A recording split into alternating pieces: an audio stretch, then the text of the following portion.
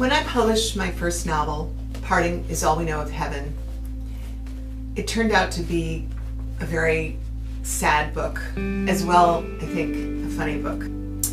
So our main character, Cordelia, was dealing with the aftermath of the murder of her sister, her oldest sister, also trying to navigate a very rocky, shaky acting life, and finding herself embroiled in several relationships that were not good.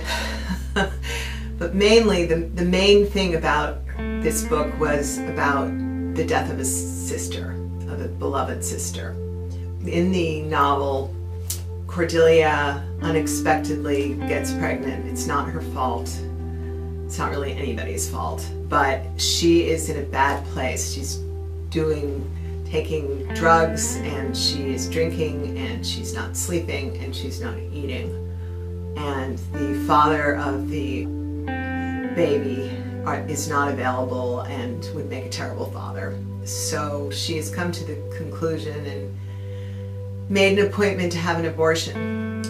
When you are talking about abstractions like grief or joy, it's hard to find ways to express that in writing.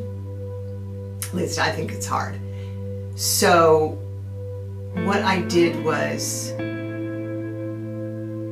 create and find certain touchstones for sadness that might help the reader understand Cordelia's mind. And I actually went back to some old journals. I did used to keep journals avidly all through high school and college, and then after I graduated from college.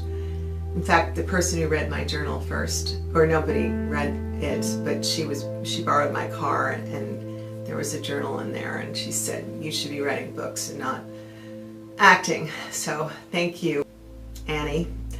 Anyway, I went back and found this passage I wrote around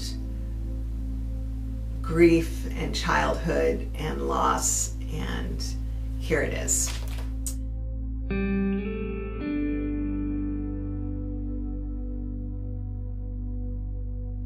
It was not yet midnight.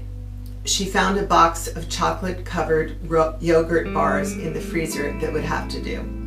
She turned on the phone machine and piled towels on top of the phone.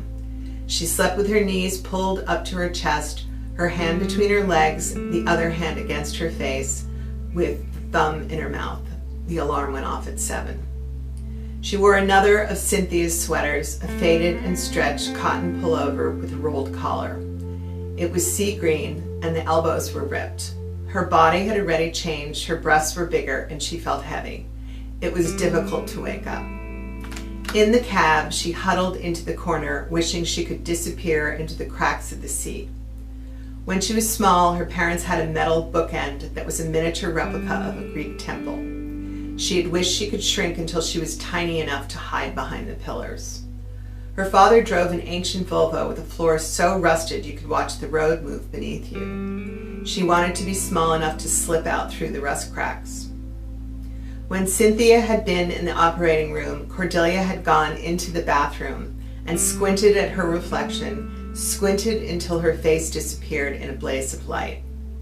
Now she wished she could become a puff of smoke that would be blown away by the air sweeping through the cab as they hurtled towards the clinic.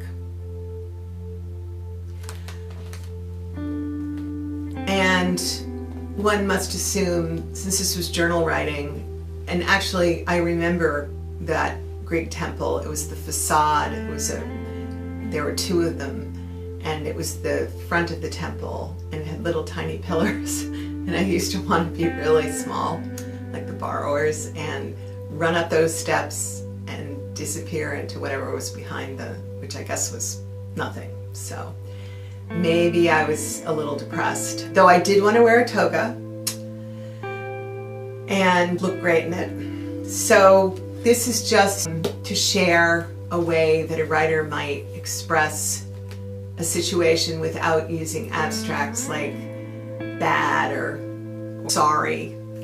And Thank you for watching, and you can contact me on theteachersway.com.